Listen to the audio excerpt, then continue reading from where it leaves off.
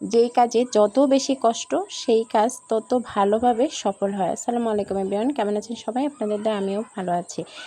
দেখা যাচ্ছে যে গুঁড়ো মাছগুলো আমাদের কাটতে ধুতে খুবই কষ্ট হয়, কিন্তু খেতে আসলে দারুণ হয়।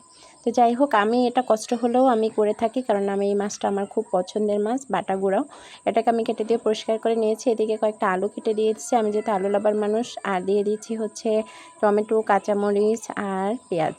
তো সব কিছু দিয়ে এখন আমি দিব পরিমাণ মতো লবণ, দিয়ে দিচ্ছি হচ্ছে হলুদের গুঁড়ো, দেবো মরিচের গুঁড়ো আর আদা বাটা, রসুন বাটা। ব্যাস এটাই মশলা। আমি ভালোভাবে হাতে মাখিয়ে নিচ্ছি। আর এই তরকারিটা হাতে মাখিয়ে রান্না করলে অনেক মজা হয়।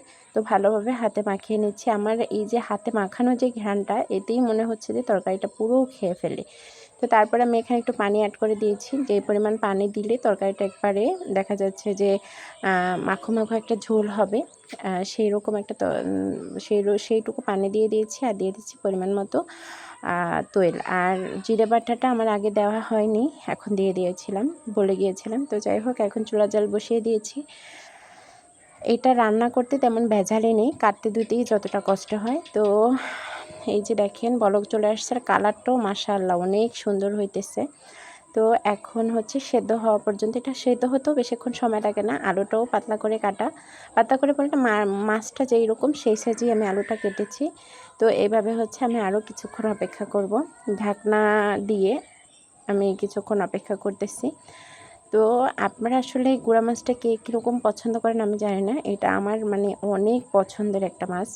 তো কিছুক্ষণ পরে এই যে ফিরে আসছি। আমার যেই পরিমাণ ঝোলটা আমি রাখবো সেই জায়গায় মানে সেই রকম সময় চলে এসেছে। এখন আমি এখানে যদি ধনিয়া পাতা থাকে তাহলে হচ্ছে ধনিয়া পাতাটা দিয়ে দিব, আর যদি ধনিয়া পাতা না থাকে তা সেই ক্ষেত্রে আমি হচ্ছে একটু জিরার গুঁড়ো আর হচ্ছে একটু ধনিয়ার গুঁড়ো দিয়ে দিই। তো যেহেতু আমার হচ্ছে জিরার গুঁড়ো জিরা বাটাটা আগেই দিয়ে দিয়েছিলাম, এখন আমি ধনিয়া কুচি একটু ফ্রোজেন করা ছিল সেটাকে দিয়ে দিচ্ছি। দেখেন এই ধনিয়া কুচিটায় আরও বেশি এটা স্বাদটা বাড়ায়, এটা আমরা সবাই জানি।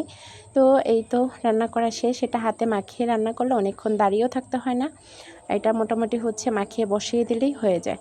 তো দেখেন কে কীভাবে রান্না করেন আমি জানি না, তবে আমার রিকোয়েস্ট থাকবে এইভাবে গুঁড়া মাছটা রান্না করে দেখবেন, মাখিয়ে কীরকম লাগে। আমার কাছে তো খেতে অসাধারণ লাগে। তা আপনাদের কাছেও আমি আশা করি ভালো লাগবে। আর আমার ভিডিওগুলো যারা দেখেন তাদের যদি ভিডিওগুলো ভালো লাগে অবশ্যই লাইক, কমেন্ট, শেয়ার দিয়ে আমাদের পাশে থাকবেন। তো দেখেন গল্প করতে করতে আমার একবারে মাছ রান্না শেষ হয়ে আসছে। দেখেন কত সুন্দর একটা কালার আসছে, যেমন দেখতে সুন্দর সেই রকম হচ্ছে খেতে মজা হয়েছে। তো ভালো থাকবেন সবাই, দোয়া করবেন আমাদের জন্য। দেখা হবে পরবর্তী ভিডিওতে। আসসালামু আলাইকুম।